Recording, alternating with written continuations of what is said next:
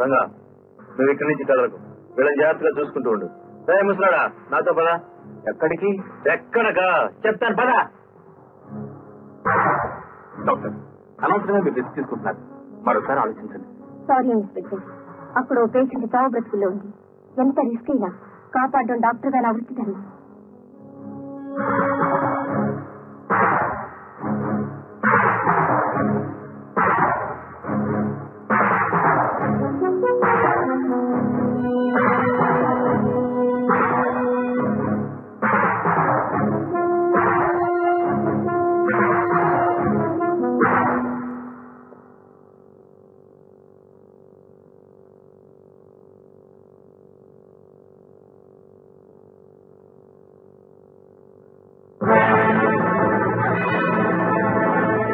అల్లరి చేయకుండా అలాగే పైకి లేదు.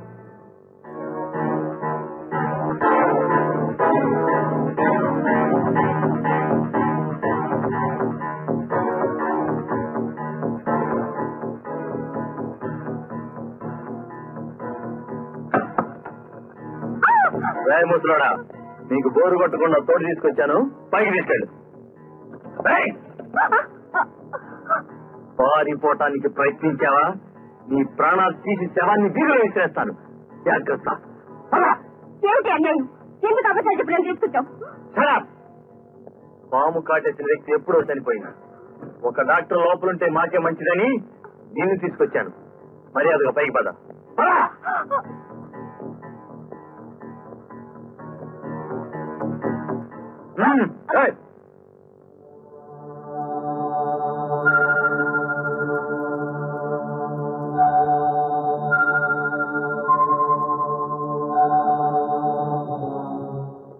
పాము డాక్టర్ ఏమిటలా దిక్కులు చూస్తూ నిలబడ్డావు? పారిపోవటానికి ప్రయత్నిస్తే ఏం జరుగుతుందో ఆ ఝాన్సీ రాణిని అడిగి తెలుసుకో.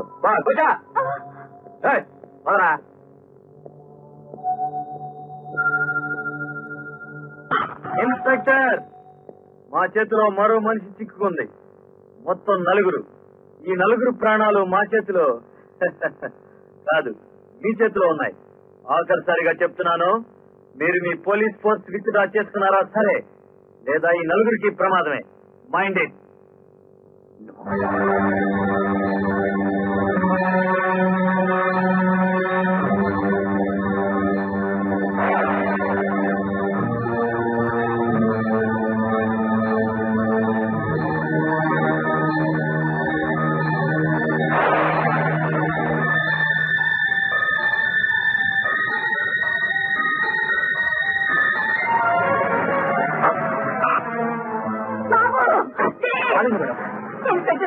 ఆ దుర్మార్గులు నా బాబుని ఏం చేస్తున్నారో ఏమో.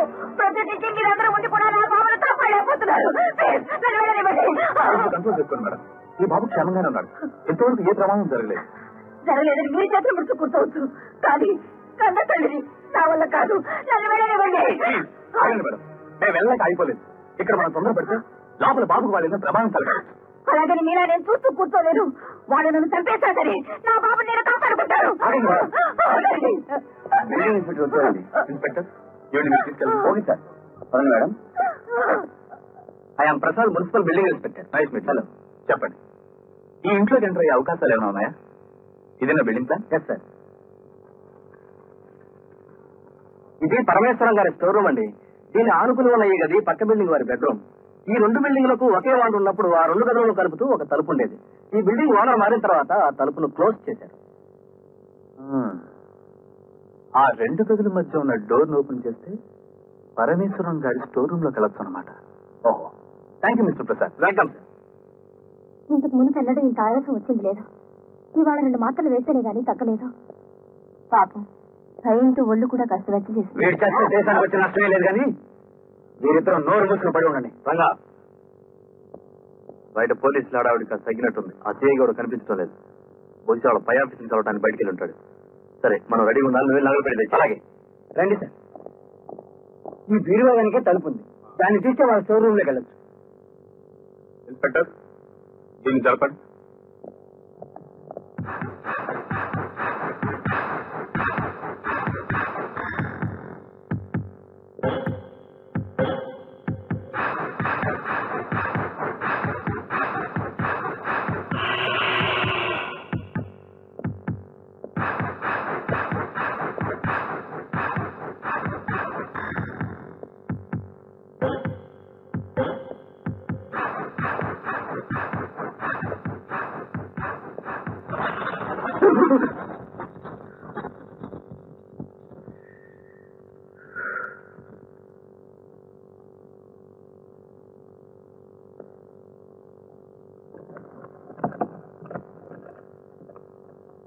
ఇన్స్పెక్టర్ ఆయిల్ క్యాన్ తెప్పిస్తాను.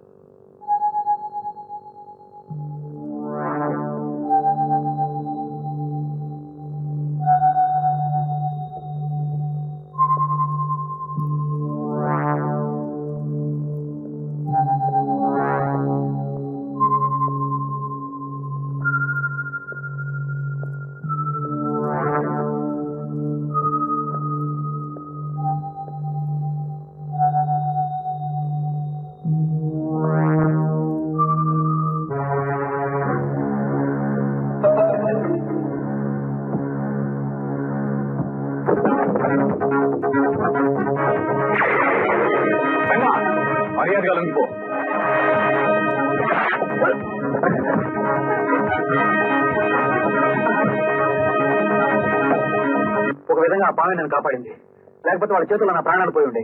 అది సడన్ గా వాళ్ళ మీద అటాక్ అయ్యేసరికి వాళ్ళు పారిపోయారు. రాస్కల్, ఇక ఊరుకుంటే లాభం లేదు. వాళ్లకు మనం ఏమిటో తెలియాలంటే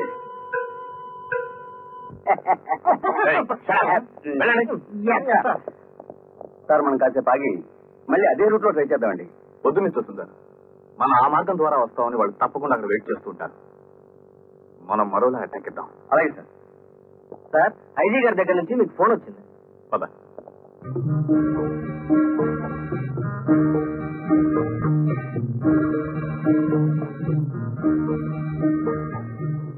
ఎస్ సార్, పక్కింట్లో నుంచి ఇంట్లో ప్రవేశించాం. ఈలో అకస్మాత్తుగా నల్లత్రాసు మా మీద అటాక్ చేసింది.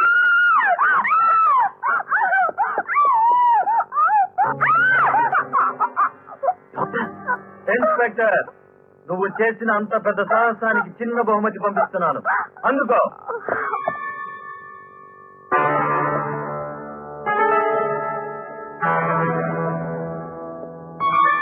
ఇన్స్పెక్టర్, మీరు ఇంట్లోకి ప్రవేశించే ప్రయత్నాలు మానుకోమని ఆఖరిసారిగా హెచ్చరిస్తున్నాను. మర్యాదగా మా కారు అక్కడ పెట్టి మీరందరూ వెళ్ళిపోండి, లేదా ప్రతి 10 నిమిషాలకు ఒకసారి ఇలాంటి బహుమతి అందుకుంటూనే ఉంటావు.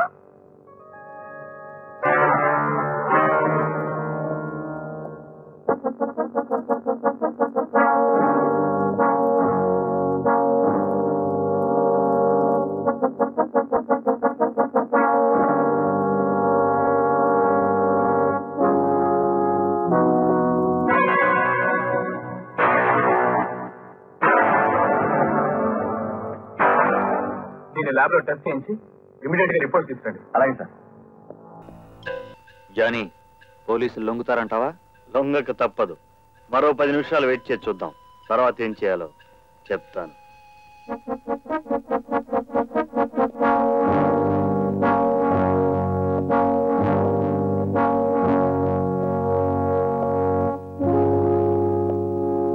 మిస్టర్ రాజా. Yes sir. వాళ్ళ కారు తీసుకొచ్చి ఆ గుమ్మం దగ్గర పెట్టండి. అంటే మనం వాళ్లకు ప్లీజ్ చెప్పింది చేయండి. Yes sir.